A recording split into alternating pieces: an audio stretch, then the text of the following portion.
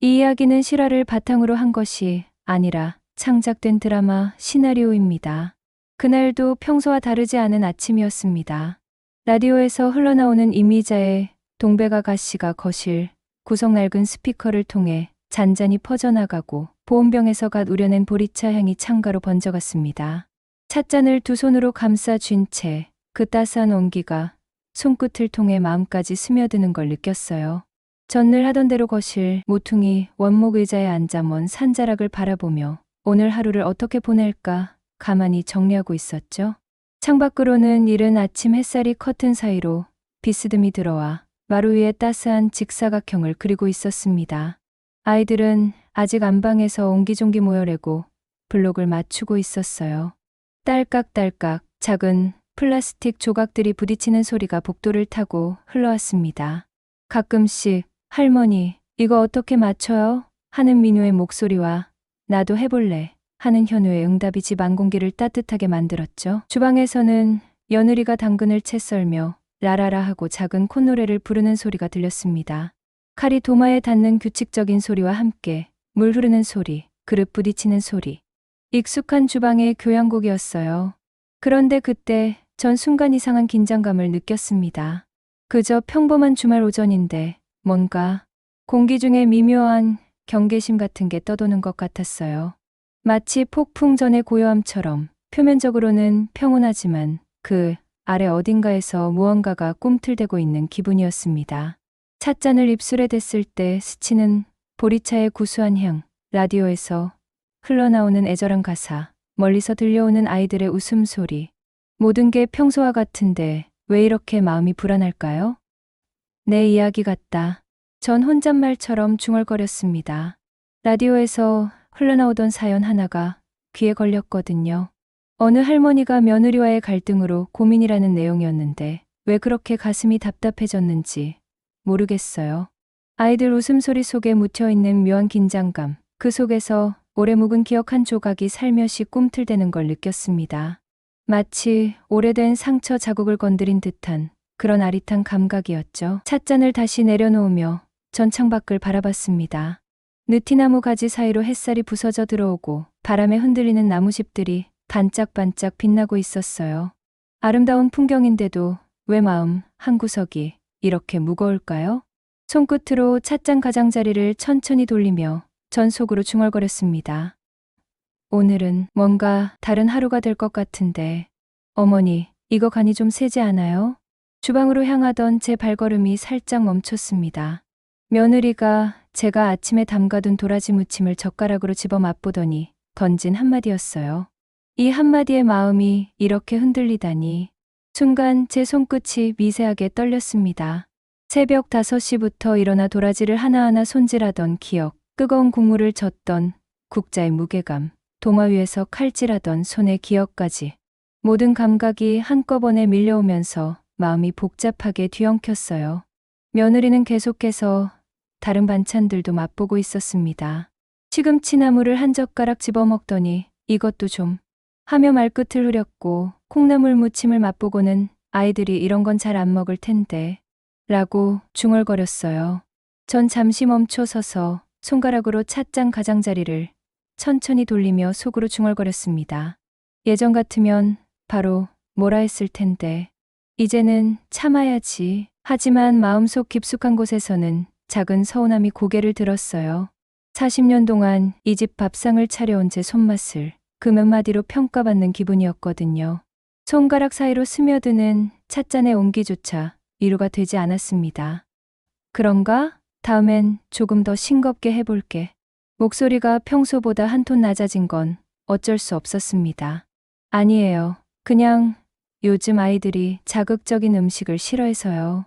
건강에도 싱거운 게 좋다고 하잖아요 라고 덧붙였지만 그 말이 오히려 더 깊은 상처로 다가왔어요.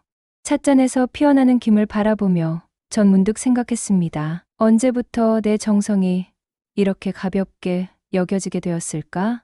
주방 창가로 스며드는 햇살이 싱크대를 비추고 설거지통에 담긴 그릇들이 반짝반짝 빛나고 있었어요. 평범한 풍경인데도 왜 이렇게 쓸쓸하게 느껴지는 걸까요? 며느리는 이미 냉장고 앞에서 오늘 점심 메뉴를 고민하고 있었습니다. 어머니, 오늘 점심은 간단하게 김치찌개 어때요? 하고 묻는 목소리에서 제가 준비한 반찬들은 이미 고려 대상에서 제외된 것 같았어요. 전 조용히 고개를 끄덕였습니다. 내가 하고 싶은 대로 해라. 하지만 속으로는 내가 정성껏 만든 반찬들은 언제 먹을까 하는 생각이 맴돌았습니다. 민우야, 현우야, 할머니가 점심 준비할 테니까 장난감 정리하자. 제가 앞치마를 두르며 아이들을 부르자 며느리가 부엌에서 고개를 내밀었습니다. 어머니, 오늘 점심은 제가 준비할게요. 다 어머니 방식으로 할 필요 없잖아요. 그 순간 마음 한쪽이 움츠러드는 기분이었습니다. 어머니 방식이라는 표현이 왜 그렇게 차갑게 들렸을까요? 낯이 제가 고집스럽고 융통성 없는 사람처럼 느껴졌어요. 며느리는 계속 말을 이어갔습니다. 요즘은 간편하게 만들 수 있는 방법들이 많거든요. 시간도 절약되고 아이들도 더 좋아하고. 전 조용히 미소를 짓고 바닥에 굴러다니는 레고 블록을 주우며 아이들의 머리를 쓰다듬었습니다. 그래, 내가 해보자. 고생하겠구나. 하지만 속으로는 작은 서운함이 꼬리를 물고 늘어졌습니다. 설거지를 하려고 수도꼭지를 틀면서도 찬물이 손끝을 스치는 차가운 감촉과 함께 마음도 점점 서늘해지는 걸 느꼈어요. 민우가 제 치마를 잡아당기며 말했습니다. 할머니, 왜 슬퍼 보여? 아니야, 할머니 안 슬퍼. 그냥 생각이 좀 많아서 그래. 아이의 맑은 눈동자를 보니 괜히 미안해졌습니다. 이런 어른들의 미묘한 갈등을 아이가 느끼게 해서는 안 되는데. 현우도 다가와서 제 다리에 팔을 두르며 할머니, 우리 같이 놀아요. 라고 말했어요. 아이들의 따뜻한 온기가 다리를 통해 전해지면서 마음이 조금 누그러졌습니다. 그때 며느리가 부엌에서 아이들, 엄마가 맛있는 점심 만들어줄 테니까 조금만 기다려 하고 소리쳤어요. 아이들은 와 하며 기뻐했지만 전 왜 그렇게 마음이 쓸쓸했을까요? 주방에서 들려오는 소리들이 평소와 달랐습니다. 전자레인지 돌아가는 소리, 봉지 뜯는 소리, 인스턴트 조미료 넣는 소리. 제가 늘 하던 방식과는 확연히 다른 소리들이었어요. 점심상이 차려지고 가족들이 모두 식탁에 둘러앉았습니다. 며느리가 준비한 메뉴는 간단했어요. 김치찌개와 계란말이, 그리고 몇 가지 시판 반찬들. 제가 아침에 준비해둔 도라지 무침, 시금치나물, 콩나물 무침은 냉장고 안에 그대로 남아 있었죠. 우와, 엄마가 만든 계란말이. 민우가 눈을 반짝이며 말했습니다. 맛있어 보인다. 현우도 따라서 기뻐했어요. 전 김치찌개에 국물을 떠먹으며 한마디 했습니다. 이 찌개 간이 좀 센 것 같은데 손주들이 먹기에는. 그 순간 며느리의 얼굴이 순간 굳어졌습니다. 어머니가 아침에 하신 말씀이랑 똑같네요. 제 반찬도 간이 세다고 하시더니.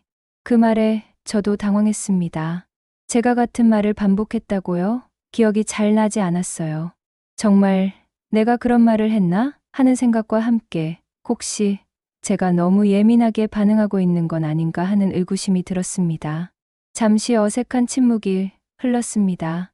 아이들은 계란말이를 집어먹으며 맛있다, 맛있다 하고 있었지만 어른들 사이에는 묘한 긴장감이 감돌았어요. 전 조용히 찻잔을 들었다 놨다 하며 마음을 다잡으려 했습니다.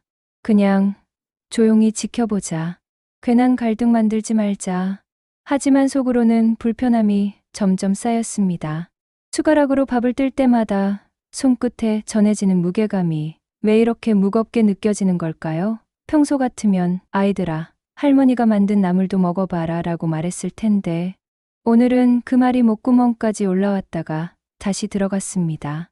며느리는 아이들에게 계란말이를 더 올려주며 이거 어때? 엄마가 만든 거 맛있지? 하고 물었어요. 아이들은 네 하며 대답했지만 전 그 대화를 들으면서 마음 한구석이 서늘해지는 걸 느꼈습니다.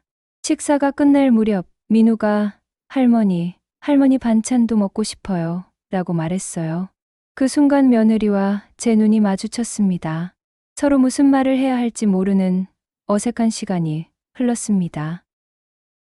식사를 마치고 거실로 나와서 전 습관적으로 설거지를 하려고 일어났습니다. 어머니, 제가 할게요. 앉아 계세요. 며느리의 말에는 배려의 뜻이 담겨 있었지만 왜 그렇게 거리감이 느껴졌을까요? 아니야, 내가 하마 늘 하던 일인데. 아니에요. 어머니는 쉬세요. 요즘 많이 피곤해 보이시는데 좀 쉬셔야죠. 그 한마디 속에는 배려가 담겨 있었지만 동시에 약간의 단호함도 묻어 있었어요. 전 순간 가슴이 철렁 내려앉는 듯 했습니다. 마치 제가 쓸모없는 사람이 된 것 같은 기분이었거든요. 현우가 장난감 자동차를 바닥에 떨어뜨리면서 땡그랑 소리가 났습니다. 전 급히 손을 뻗어 그걸 주우며 속으로 중얼거렸습니다. 오늘 하루가 참 길어질 것 같구나. 아이의 작은 손이 제 손을 덮으며 할머니 고마워요로 말하는 순간 마음이 조금 따뜻해졌습니다. 적어도 이 아이들에게는 아직 제가 필요한 존재구나 싶었어요. 며느리는 이미 주방에서 설거지를 시작했습니다. 물 흐르는 소리, 그릇 부딪히는 소리가 들려왔지만 평소 제가 설거지할 때와는 다른 리듬이었어요. 더 빠르고 더 효율적이었지만 왜 그렇게 차갑게 느껴졌을까요? 전 거실에 앉아 아이들과 블록을 맞추며 생각했습니다. 내가 너무 예민한 건가? 며느리는 그냥 도와주려는 건데. 하지만 마음 한구석에서는 계속 서운함이 고개를 들었어요. 며느리가 아이들을 데리고 잠시 마트에 간 사이 전 혼자 주방으로 돌아왔습니다. 조용한 주방에서 찻잔을 새로 우리며 하루를 돌이켜봤어요. 따뜻한 보리차 향이 코끝을 스치면서 조금 위안이 되었지만 마음속 답답함은 쉽게 사라지지 않았습니다. 냉장고를 열어보니 아침에 정성스럽게 준비한 반찬들이 그대로 남아 있었어요. 도라지 무침을 젓가락으로 조금 집어 맛봐봤습니다. 정말 간이 센가 싶어서 맛봤는데 제 입맛에는 적당했어요. 하지만 혹시 정말 아이들에게는 자극적일까 하는 생각이 들었습니다. 창밖으로 보이는 감나무 가지에 까치 한 마리가 앉아 있었습니다. 까악까악 울다가 날아가는 모습을 보니 문득 외로운 기분이 들었어요. 이제는 좀 참아야지. 그래야 가족이 평온할 테니까. 하지만 속에서는 왜 내 정성을 이해하지 못하지 하는 마음이 조금씩 끌어올랐습니다. 찻잔을 두 손으로 감싸 쥐고 온기를 느끼며 생각했어요. 40년 동안 이 집을 지켜왔는데 언제부터 제 방식이 옛날 방식이 되어버린 걸까요? 남편이 살아있을 때는 여보, 당신 손맛이 최고야 하며 칭찬해주던 그 음식들이 지금은 간이 세다. 아이들이 안 먹는다는 말을 듣게 될 줄이야. 부엌 시계가 째깍째깍 소를 세고 있었습니다. 평소에는 신경 쓰지 않던 소리인데 오늘은 왜 이렇게 크게 들릴까요? 에이고, 왜 이렇게 마음이 복잡하지? 혼잣말을 하면서 전 찻잔에 남은 차를 마저 마셨습니다. 쓸쓸한 맛이었어요. 아이들과 며느리가 마트에서 돌아왔습니다. 현우가 과자 봉지를 들고 뛰어와서 할머니, 이거 같이 먹어요. 하며 제 무릎에 앉았어요. 뭘 사왔나 보자. 며느리가 장본 것들을 정리하는 모습을 보니 대부분 간편 냉동만두, 즉석밥, 레토르트 제가 평소에 사지 않던 것들이었죠. 그런데 그때 며느리가 작은 봉지 하나를 꺼내더니 조심스럽게 말했습니다. 어머니, 이거 저염 조미료예요. 요즘 많이 나온다고 하더라고요. 전 그 봉지를 받아들며 뒷면을 읽어봤습니다. 나트륨 50% 감소, 자연 조미료라는 글씨가 보였어요. 혹시 제가 만든 반찬이 짜서 이걸? 며느리의 얼굴이 순간 당황스럽게 변했습니다. 아, 아니에요. 그냥 건강에 좋다고 해서 저도 요리할 때 써보려고. 그 순간 전 며느리의 얼굴을 자세히 봤습니다. 평소보다 조금 지쳐 보였어요. 눈가에 작은 주름이 생겼고 입가도 평소처럼 환하지 않았습니다. 마치 뭔가 고민이 있는 것 같았어요. 그때 민우가 할머니, 엄마가 마트에서 할머니 생각하면서 이것저것 많이 고민했어요 라고 말했습니다. 그래, 네. 엄마가 할머니가 좋아하실까? 이것저것 보더라고요. 그 말을 들으니 마음이 복잡해졌습니다. 혹시 며느리도 나름대로 신경을 쓰고 있었던 걸까요? 현우가 그때 그림책을 떨어뜨리면서 작은 소동이 벌어졌어요. 아, 책이 찢어졌어. 며느리의 표정이 순간 당황스럽게 변했습니다. 그 얼굴에서 미안함과 걱정이 뒤섞인 눈빛을 보는 순간 전 문득 깨달았어요. 이 아이도 나름대로 힘들어하고 있는 건 아닐까? 며느리가 어머니, 죄송해요. 제가 조심히 보라고 했는데 라고 말하는 모습에서 이 아이도 나름대로 신경을 많이 쓰고 있다는 걸 느꼈습니다. 전 조용히 일어나 찢어진 책을 집어들었습니다. 괜찮다, 괜찮아. 테이프로 붙이면 돼. 그때 며느리가 제 손을 잠시 바라보며 작게 한숨을 쉬었어요.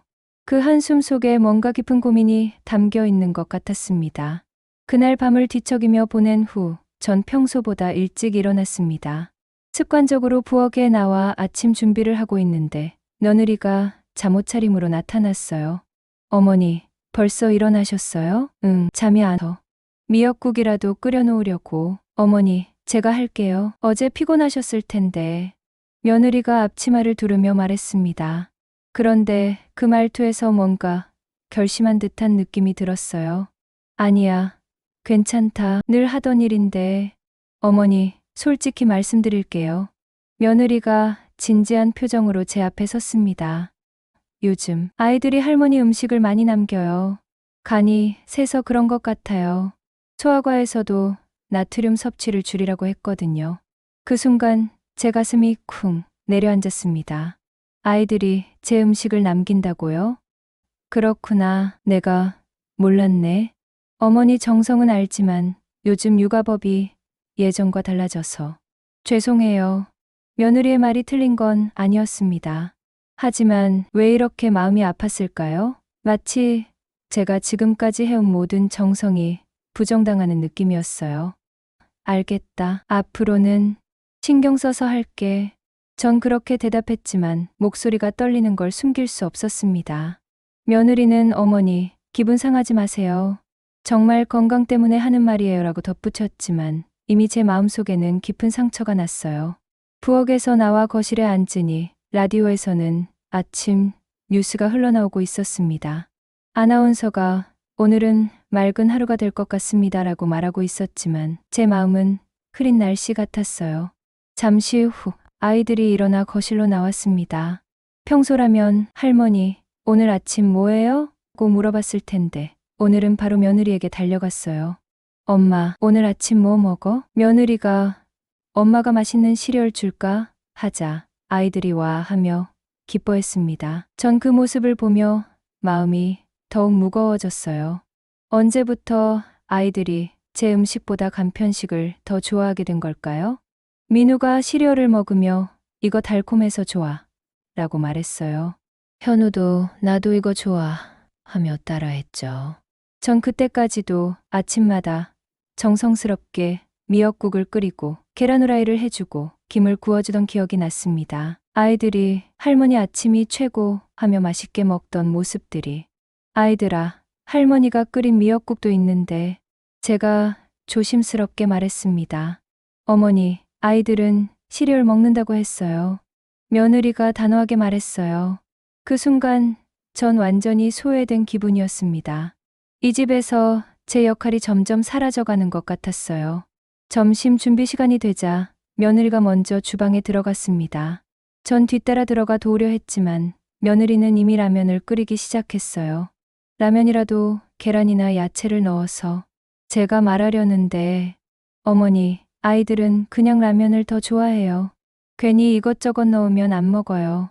그래도 영양을. 어머니, 며느리의 목소리가 갑자기 높아졌습니다. 제발 제 방식대로 좀 하게 해주세요. 저도 나름대로 아이들 키우고 있어요. 그 순간 전 깜짝 놀랐습니다. 며느리가 이렇게 큰 소리를 낸 건 처음이었거든요. 나는 그냥 도와주려고. 도와주시는 건 좋은데 자꾸 제 방식에 간섭하시면 저도 힘들어요. 어머니 방식이 다 옳은 건 아니잖아요. 그 말에 제 가슴이 쿵 내려앉았습니다.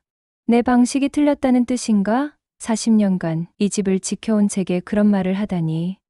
그럼 내가 뭘 하라는 거냐? 제 목소리도 떨리기 시작했습니다. 그냥 좀 쉬세요. 제가 알아서 할게요. 그때 마침 태웅이가 회사에서 일찍 들어왔습니다. 현관문을 여는 소리가 들리자 저와 며느리는 서둘러 목소리를 낮췄어요. 여보, 왔어? 며느리가 애써 밝은 목소리로 말했습니다. 응, 일찍 끝나서. 분위기가 왜 이래? 태웅이는 눈치가 빨랐어. 주방의 어색한 분위기를 금세 알아챈 거죠. 아니야, 아무것도 아니야. 제가 얼른 말했습니다. 하지만 태웅의 시선이 저와 며느리를 번갈아 보는 게 느껴졌어요. 점심 식탁에 앉았지만 분위기가 어색했습니다. 태웅이가 오늘 점심은 뭐야? 하고 물었을 때 며느리가 라면이야 라고 짧게 대답했어요. 라면? 태웅이가 조금 의외라는 표정을 지었습니다. 평소 며느리는 라면을 잘 해주지 않았거든요. 어머니가 끓인 미역국도 있는데 제가 조심스럽게 말했습니다. 그때 며느리가 제게 날카로운 시선을 보냈어요. 또 시작이네라는 듯한 눈빛이었죠. 아, 그래, 그럼 미역국도 같이 먹자. 태웅이가 말했습니다. 전 서둘러 일어나 미역국을 데워왔어요. 그런데 아이들은 라면에만 집중하고 있었고 미역국에는 젓가락도 대지 않았습니다. 민우야, 할머니 미역국도 먹어봐. 태웅이가 말했습니다. 아빠, 라면이 더 맛있어? 민우가 대답했어요. 그 말을 들은 순간 제 마음이 찢어지는 것 같았습니다. 새벽부터 정성 들여 끓인 미역국보다 인스턴트 라면이 더 맛있다니. 며느리는 아무 말 없이 아이들에게 라면을 더 떠줬어요. 그 모습을 보니 마치 제가 이 집에서 불필요한 존재처럼 느껴졌습니다. 태웅이가 분위기를 바꿔보려고 어머니, 요즘 어떠세요? 하고 물었지만 전 그냥 별일 없다고 대답할 수밖에 없었어요. 식사가 끝나갈 무렵 현우가 할머니, 왜 안 먹어? 하고 물었습니다. 그제야 제가 거의 아무것도 먹지 않았다는 걸 깨달았어요. 배가 안 고파서. 제가 대답했지만 사실은 마음이 너무 아파서 음식이 목으로 넘어가지 않았던 거였어요. 오후에 견디다 못해 복순이네로 갔습니다. 30년 지기 친구 앞에서라면 솔직하게 말할 수 있을 것 같았거든요. 순호가 얼굴이 왜 그래? 무슨 일 있어? 복순이가 보리차를 따라주며 물었습니다. 복순아, 나 이 집에서 쫓겨나는 기분이야. 전 그동안 참고 있던 이야기를 쏟아냈습니다. 며느리와의 갈등, 아이들이 제 음식을 멀리하는 것, 점점 소외되는 느낌까지. 복순이는 조용히 들어주다가 한마디 했어요. 순호가, 그런데 너도 좀 생각해봐. 요즘 세상이 많이 바뀌었잖아. 젊은 사람들 방식도 나름대로 이유가 있을 거야. 너마저 그런 소리를 하냐? 아니야. 나는 내 편이야. 하지만 며느리 입장도 생각해보라는 거지. 그 아이도 나름대로 힘들 텐데. 복순이의 말을 들으니 더 복잡해졌습니다. 정말 제가 너무 고집스럽게 굴고 있는 걸까요? 근데 순호가 너 요즘 깜빡하는 거 없어? 복순이가 조심스럽게 물었습니다. 그냥 지난번에도 같은 이야기를 2번 하더라고. 제 마음이 철렁했습니다. 혹시 정말 제가 예전 같지 않은 건가요? 복순이네를 나와 집으로 돌아오는 길에 동네 할머니들의 대화가 들렸습니다. 요즘 며느리들은 다 그래? 시어머니 무시하고. 맞아. 우리 때는 안 그랬는데. 그 말을 들으니 마음이 조금 위로되는 것 같았어요. 저만 그런 게 아니구나 싶었죠. 하지만 동시에 다른 생각도 들었습니다. 정말 모든 며느리가 그럴까? 우리가 너무 옛날 방식만 고집하는 건 아닐까? 집에 가까워질수록 마음이 무거워졌어요. 오늘 밤에는 어떤 식으로 며느리와 대화해야 할까? 태웅에게는 뭐라고 말해야 할까? 집 앞에 도착했는데 창문으로 보이는 거실에서 며느리가 아이들과 함께 웃고 있는 모습이 보였습니다. 평화로운 모습이었어요. 혹시 내가 없는 게 더 평화로운 건가? 하는 생각이 스쳤습니다. 집에 들어가니 태웅이가 어머니, 어디 다녀오셨어요? 하고 물었습니다. 복순이네, 잠깐 다녀왔다. 그러세요? 저녁은 뭐 드실래요? 며느리가 조심스럽게 물었어요. 아까의 일로 미안한 마음이 있는 듯 했습니다. 괜찮다. 배 안 고프니까. 하지만 사실은 마음이 너무 복잡해서 음식 생각이 나지 않았어요. 그날 저녁 가족들은 치킨을 시켜 먹었습니다. 전방에 들어가 누워있다가 아이들이 할머니도 같이 먹어요 하고 부르는 소리에 마지못해 나왔어요. 치킨을 먹으면서도 어색한 분위기는 계속되었습니다. 며느리는 아이들만 챙겼고 전 조용히 다리 한 조각만 먹었어요. 갈등이 표면 위로 완전히 드러났습니다. 서로 다른 방식, 서로 다른 생각들이 충돌하면서 가족 내 균열이 깊어지고 있었어요. 하지만 진짜 문제는 아직 드러나지 않았습니다. 그날 이후로 저와 며느리 사이에는 보이지 않는 벽이 생겼습니다. 서로 인사는 하지만 예전처럼 자연스러운 대화는 사라졌어요. 며느리는 정말로 모든 걸 혼자 하기 시작했습니다. 아침 준비, 점심 준비, 아이들 돌보기까지. 제가 끼어들 틈을 주지 않았어요. 처음에는 서운했지만 며칠 지나니 이상하게도 편한 면도 있었어요. 책임감에 부담이 줄어든 거죠. 하지만 동시에 무력감도 느꼈습니다. 할머니, 왜 요즘 우리랑 안 놀아? 민우가 제 무릎에 앉으며 물었습니다. 할머니가 좀 피곤해서 그래? 할머니 아픈 거야? 아니야. 그런 게 아니라 아이에게 어떻게 설명해야 할까요? 할머니와 엄마가 사이가 안 좋다고 할 수는 없잖아요. 그때 며느리가 부엌에서 나왔습니다. 민우야, 엄마한테 와. 할머니, 쉬게 해드려. 민우는 아쉬운 표정으로 며느리에게 갔어요. 전 그 모습을 보며 마음이 더욱 쓸쓸해졌습니다. 그날 오전, 복순이네 갔다 오는 길에 우연히 며느리를 봤습니다. 동네 독거노인 김할머니를 부축해서 병원 방향으로 가고 있었어요. 할머니, 괜찮으세요? 제가 택시 불러드릴까요? 며느리가 정성스럽게 김할머니를 챙기는 모습이 보였어요. 김할머니는 혼자 사시는데 자식들이 멀리 있어서 늘 외로워하시는 분이었죠. 이야, 고맙네. 요즘 젊은 사람들이 이런 일에 신경 쓰는 경우가 드문데. 김할머니가 며느리에게 감사해야 하는 모습을 보니 그가 며느리에 대해 오해하고 있었던 게 아닐까 싶었어요. 전 숨어서 그 모습을 지켜봤습니다. 며느리는 김할머니를 병원까지 데려다 준 후 다시 돌아와서 김할머니 집 앞을 깨끗이 쓸어주기까지 했어요. 이 아이가 이런 일을 하고 있었구나. 그 순간 마음이 복잡해졌습니다. 며느리가 저에게만 차갑게 구는 게 아니라 오히려 다른 어르신들에게는 더 친절하게 대하고 있었던 거예요. 집에 돌아왔을 때 며느리는 이미 돌아와서 점심 준비를 하고 있었습니다. 어머니, 오셨어요? 김할머니는 괜찮으신가? 며느리가 깜짝 놀란 표정을 지었습니다. 어머니가 어떻게 보셨어요? 길에서 우연히 봤지. 병원까지 모셔다 드렸나? 혈압약을 떨어뜨려서 허둥지둥하시더라고요. 혼자 계시니까 걱정돼서. 그 순간 전 며느리를 조금 다른 시각으로 보게 되었습니다. 이 아이도 나름대로 마음이 따뜻한 사람이구나. 고생했겠네. 아니에요. 당연한 일이죠. 며느리의 대답을 들으니 문득 제가 너무 편견을 가지고 있었던 게 아닌가 싶었어요. 이 아이도 어른들을 존중할 줄 아는 사람인데 왜 저에게만. 그때 태웅이가 점심시간에 맞춰 들어왔습니다. 어머니, 미경아, 점심 뭐야? 오늘은 김치볶음밥이야. 며느리가 대답했어요. 식탁에 앉아서 밥을 먹는데 전 조심스럽게 물어봤습니다. 미경아, 김할머니 같은 분들 자주 도와드리나? 가끔요. 혼자 사시는 분들 보면 안쓰러워서. 태웅이가 우리 미경이 착하지? 하며 웃었어요. 그 모습을 보니 마음이 더욱 복잡해졌습니다. 며느리가 다른 할머니들에게는 이렇게 친절한데 왜 저에게는. 그날 오후 혼자 방에 누워서 생각해봤습니다. 며느리가 다른 어르신들을 챙기는 모습을 보니 이 아이가 나쁜 사람은 아니라는 걸 알겠어요. 그렇다면 저와의 갈등은 뭐 때문일까요? 혹시 내가 너무 간섭을 많이 했나? 돌이켜보니 그런 면도 있었어요. 며느리가 요리할 때마다 이래라 저래라 했고 아이들 키우는 것도 제 방식을 고집했죠.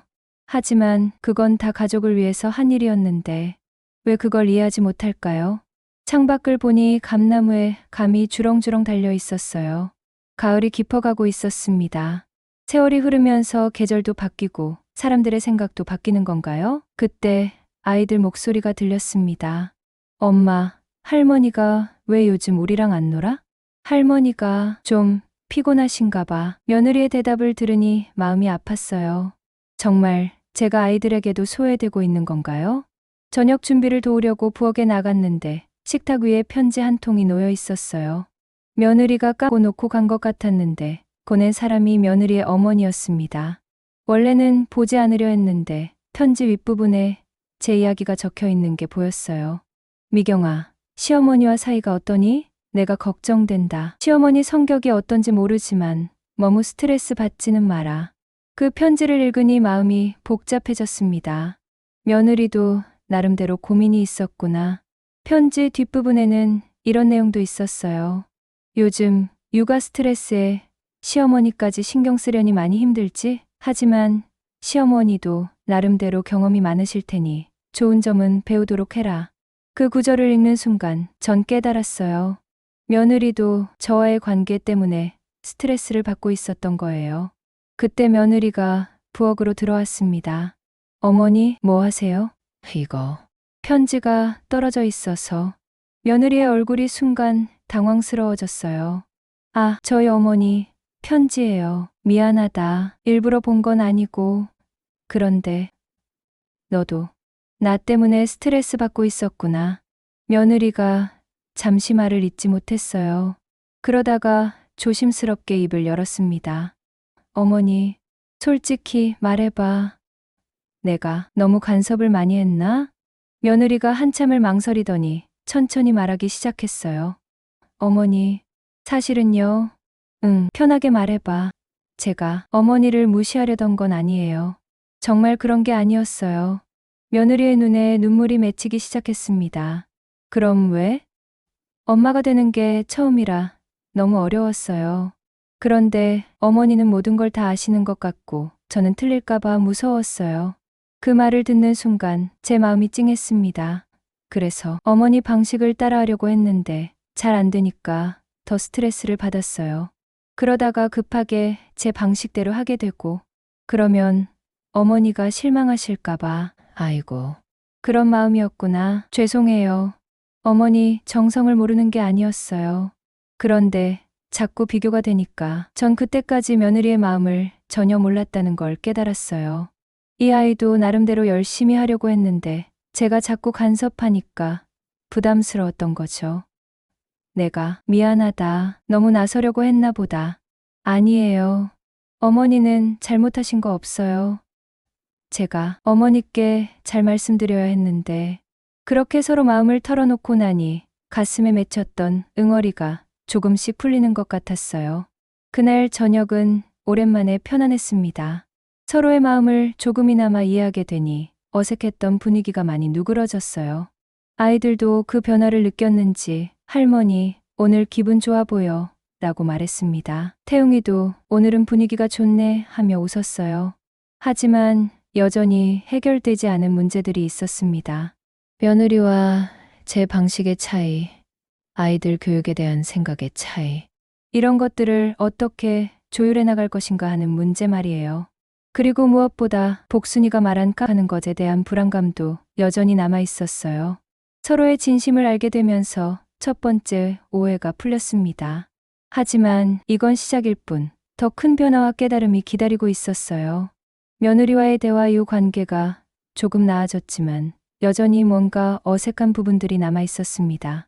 그날 아침 며느리와 아이들이 며느리 친정에 가고 태웅이도 출장길에 올라서 집에는 저 혼자 남게 되었어요.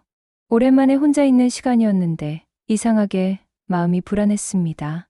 뭔가를 깜빡한 것 같은데 뭔지 모르겠고 어제 한 일들이 가물가물했어요. 부엌에서 아침을 먹다가 문득 생각났습니다. 어제 가스불은 껐나? 확인해보니 다 꺼져 있었어요. 그럼 현관문은? 확인해보니 잠금 장치도 제대로 되어 있었고요. 그런데 왜 이렇게 불안할까요? 거실을 정리하다가 며느리 방문이 열려 있는 걸 발견했습니다. 평소 같으면 그냥 닫고 지나갔을 텐데 오늘은 뭔가 눈에 띄는 게 있었어요. 책상 위에 병원 서류 같은 게 놓여 있었거든요. 처음에는 그냥 지나치려 했는데 제 이름이 적힌 게 보여서 가까이 가봤습니다. 정순옥님의 건강검진 결과. 제가 언제 건강검진을 받았나요? 기억이 안 났어요. 서류를 자세히 보니 놀라운 내용이 적혀 있었습니다. 경도인지장애 의심, 추가, 정밀검사 권장. 머리가 띵해졌습니다. 이게 뭔 소리죠? 제가 언제? 그때 또 다른 서류가 보였습니다. 태웅이 필체로 적힌 메모였어요. 어머니, 상태, 체크리스트, 같은 질문 반복 하루에, 물건 놓은 곳 자주, 요리 중 가스불 켜놓고 깜빡 2회, 최근 날짜, 요일 혼동. 예전 일은 잘 기억하지만 어제 일을 잘 기억.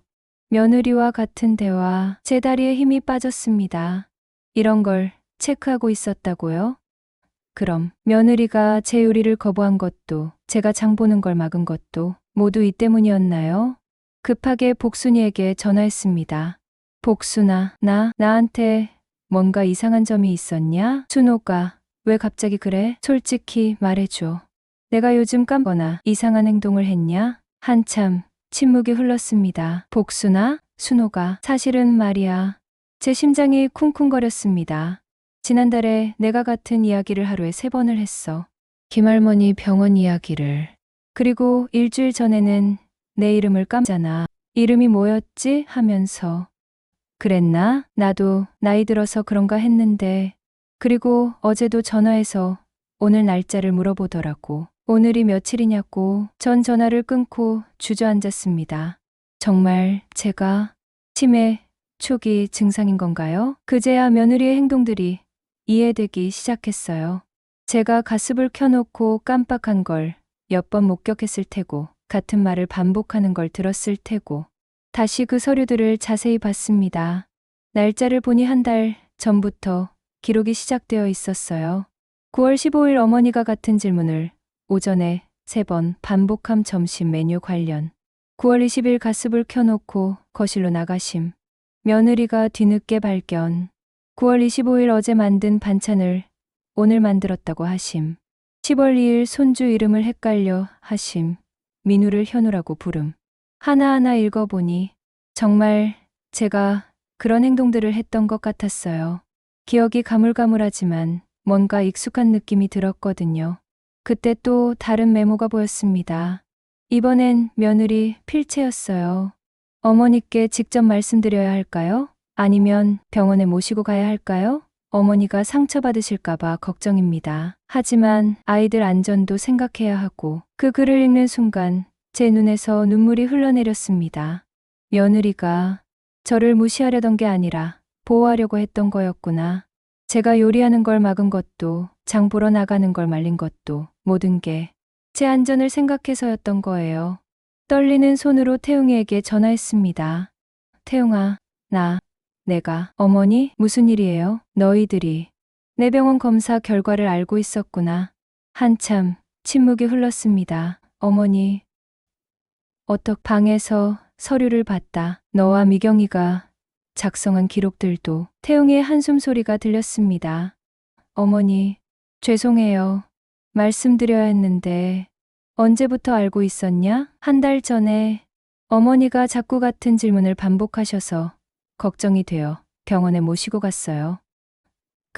그런데 의사 선생님이 초기 단계라서 약물 치료하면서 관리하면 진행을 늦출 수 있다고 하셨어요. 그 말을 듣는 순간 마음이 무너져 내렸습니다. 정말 제가 치매에 걸린 거였구나. 그래서 미경이가 그렇게? 어머니, 미경이는 정말 어머니를 걱정해서 그런 거예요.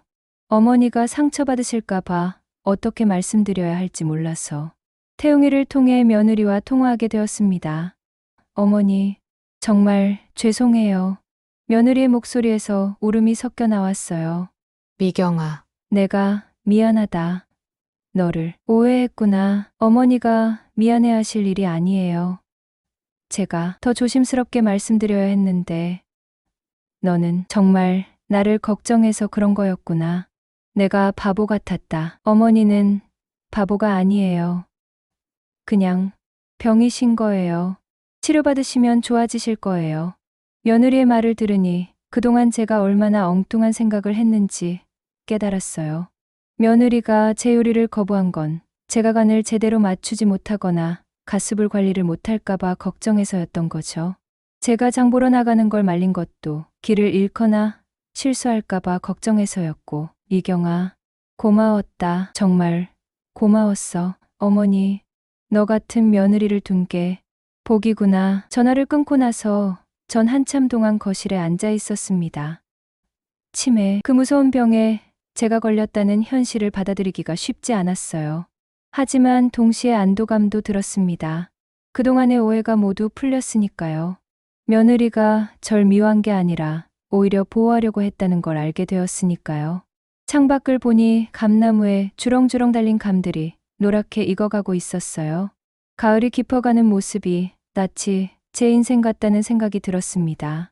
젊었을 때는 푸르렀고 중년에는 무성했고 이제는 결실을 맺으며 천천히 겨울을 준비하는 시간인가 보네요. 무서웠지만 동시에 평화로운 마음도 들었어요. 가족들이 저를 사랑하고 걱정해준다는 걸 확실히 알게 되었으니까요. 저녁 때 가족들이 모두 돌아왔습니다. 며느리가 조심스럽게 다가왔어요. 어머니, 괜찮으세요? 응, 괜찮다. 아이들도 할머니 하며 달려왔는데 평소와 다름없이 반겨주는 모습이 고마웠어요. 태웅이가 어머니, 이제 어떻게 하실 건가요? 하고 물었습니다. 치료받아야지. 뭐 어쩌겠나. 네, 의사 선생님이 초기라서 약 드시면서 꾸준히 관리하면 진행을 많이 늦출 수 있다고 하셨어요. 며느리가 어머니, 앞으로는 저희가 더 도와드릴게요. 하지만 어머니가 하실 수 있는 일들은 계속하세요. 그게 더 좋다고 하더라고요 라고 말했어요. 그래, 너무 의존하지도 말고 너무 무리하지도 말고 적당히 해야겠구나. 그날 저녁은 정말 오랜만에 편안했습니다. 모든 비밀이 드러났지만 오히려 마음이 더 가벼워졌어요. 잠자리에 들면서 하루를 돌이켜봤습니다. 아침에 발견한 충격적인 진실, 며느리와 아들에 대한 오해가 풀린 것, 그리고 제 병에 대한 현실적 수용까지. 하루 만에 참 많은 일이 있었어요. 무서웠지만 동시에 감사했습니다. 저를 진심으로 걱정해주는 가족이 있다는 것, 그들이 제 병을 숨기려 한 것도 절 사랑하기 때문이라는 것을 알게 되었으니까요. 모든 진실이 드러났습니다. 갈등의 진짜 원인은 치매 초기 증상이었고 며느리의 행동은 시어머니에 대한 사랑과 걱정 때문이었어요. 이제 남은 것은 이 현실을 어떻게 받아들이고 남은 시간을 어떻게 의미 있게 보낼 것인가 하는 문제였습니다. 치료를 시작한 지 한 달이 지났습니다. 매일 약을 먹고 일주일에 2번씩 병원에 다니고 있어요. 의사 선생님 말로는 진행이 많이 늦춰지고 있다고 합니다. 무엇보다 가족들과의 관계가 완전히 달라졌어요. 이제는 서로 숨기는 것 없이 솔직하게 대화합니다. 어머니, 오늘 컨디션은 어때요? 며느리가 아침마다 물어봐요. 괜찮다. 어제보다 머리가 좀 더 맑은 것 같아. 그래요? 다행이다. 오늘은 뭐 하실 거예요? 이제 며느리는 저를 무능한 사람으로 취급하지 않아요. 대신 제가 할 수 있는 일과 없는 일을 구분해서 할 수 있는 건 계속하게 해주죠. 오늘은 김치 좀 담가볼까 하는데 도와줄 수 있나? 물론이죠. 어머니 김치가 정말 맛있거든요. 저도 배워야죠. 예전에는 시대에 뒤떨어진 방식이라고 여겨졌던 제 음식들이 이제는 전수받아야 할 소중한 레시피가 되었어요. 며느리와 함께 김치를 담그는 시간이 이렇게 즐거울 줄 몰랐어. 어머니, 이 배추는 며칠 정도 절여야 해요? 하루면 돼. 너무 오래 절이면 질겨져. 아, 그래요? 저는 이틀씩 절였는데 짧게 절여야 아삭아삭해. 이게 비결이야. 며느리가 열심히 메모하며 따라해요. 예전에는 제 방식을 무시한다고 생각했는데 사실은 모르니까 어려워했던 거였구나. 어머니, 고춧가루는 어떤 걸로 써야 해요? 태양초로 만든 걸로 써야 해. 색깔도 좋고 맛도 좋아. 어디서 사요? 시장에 가면 할머니들이 직접 만든 거 파시는데 그걸로 사와. 이렇게 대화하다 보니 며느리도 제 경험을 인정해주고 있다는 걸 느꼈어요. 치매에 걸렸지만 여전히 제게는 젊은 사람들이 모르는 지혜가 있다는 걸 알아주는 거죠. 김치 담기가 끝나고 손주들이 학교에서 돌아왔어요. 할머니, 뭐 했어? 민우가 부엌 냄새를 맡으며 물었습니다. 할머니가 엄마랑 김치 담갔다. 우와, 할머니 김치 맛있어. 현우가 기뻐했어요. 할머니, 나도 김치 담는 법 배우고 싶어. 민우가 말했습니다. 정말? 그럼 다음에 할머니가 가르쳐 줄게. 아이들이 제 요리에 다시 관심을 가져주니 마음이 뿌듯했어요. 며느리가 아이들아, 할머니 음식이 얼마나 맛있는지 이제 알겠지? 하며 웃었습니다. 예전에는 아이들이 제 음식을 멀리했는데 알고 보니 그건 제가 간을 제대로 맞추지 못해서였던 거예요. 이제는 며느리가 간을 체크해 주니까 아이들도 잘 먹어요. 할머니, 옛날 이야기도 해줘. 현우가 제 무릎에 앉으며 말했습니다. 어떤 이야기를 들려줄까? 할머니가 어렸을 때 이야기. 전 아이들에게 제가 어렸을 때, 그리고 그들의 아빠가 어렸을 때 이야기를 들려줬어요. 아이들은 눈을 반짝이며 들었습니다. 치매에 걸렸지만 옛날 기억은 또렷해요. 그리고 그 기억들이 아이들에게는 소중한 이야기가 되는 거죠. 저녁 준비를 하면서 태웅이와 이야기할 기회가 있었어요. 아들아, 그동안 미안했다. 어머니가 뭘 미안해하세요? 너희들을 오해했잖아. 미경이를. 정말 착한 아인데. 태웅이가 어머니, 저희도 미안해요.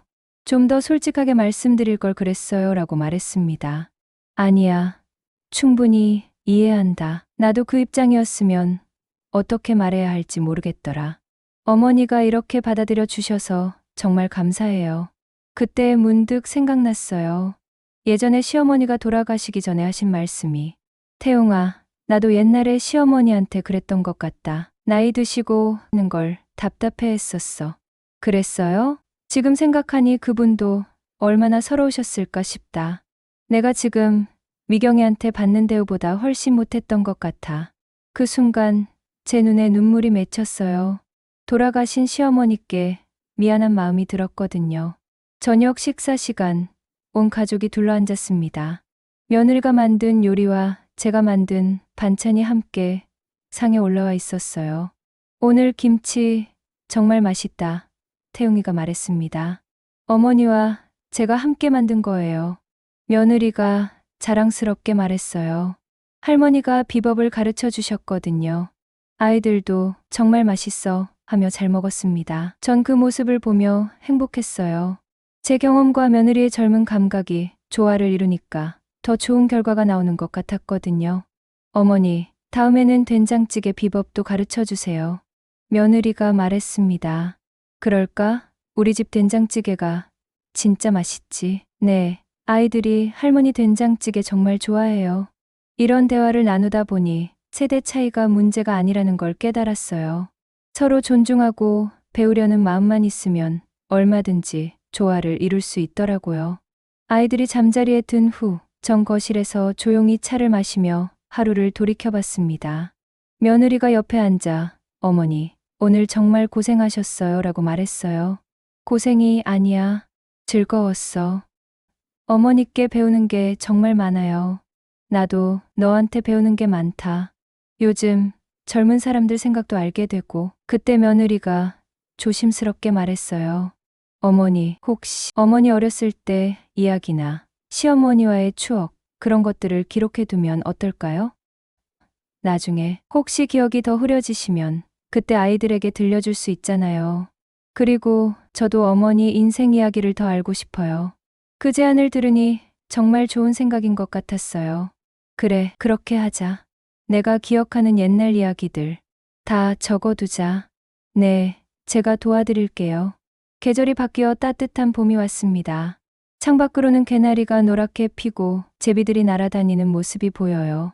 치료를 시작한 지 반년이 지났는데 상태가 많이 안정되었어요. 약을 꾸준히 먹고 가족들과 함께 여러 활동을 하니까 진행이 많이 늦춰졌다고 합니다. 무엇보다 마음이 평화로워졌어요. 가족들과의 관계도 예전보다 훨씬 좋아졌고 제 역할도 찾았거든요. 지금 전 며느리와 함께 가족 요리책을 만들고 있어요. 제가 40년 동안 만들어 온 레시피들과 며느리의 현대적 감각을 합쳐서 만드는 거죠. 어머니, 이 잡채 레시피 정말 대단해요. 어떻게 이런 비유를 생각해내셨어요? 경험이지, 뭐. 수십 년 해보니까 저절로 알게 되더라고. 며느리는 제 레시피를 정성스럽게 기록해주고 전 며느리의 새로운 아이디어들을 배워요. 서로 가르치고 배우는 관계가 된 거죠. 손주들이 학교에서 돌아와 할머니, 오늘 뭐 했어? 하고 물어봅니다. 엄마랑 요리책 만들었어. 우와, 할머니, 요리 정말 맛있어. 아이들의 해맑은 웃음을 보니 이 모든 어려움이 다 보람으로 느껴져요. 여러분, 저는 이 이야기를 통해 깨달은 게 있어요. 가족 사이의 갈등은 피할 수 없습니다. 세대가 다르고 생각이 다르니까 충돌할 수밖에 없어요. 하지만 중요한 것은 그 갈등 속에서 서로의 진심을 찾아내는 것입니다. 제가 며느리를 오해했을 때 그 뒤에는 저를 걱정하는 마음이 있었어요. 며느리가 제 방식을 거부했을 때도 사실은 더 좋은 방법을 찾고 싶어 하는 마음이었고요. 서로의 마음을 조금만 들여다보면 다툼은 이해와 화해로 바뀔 수 있습니다.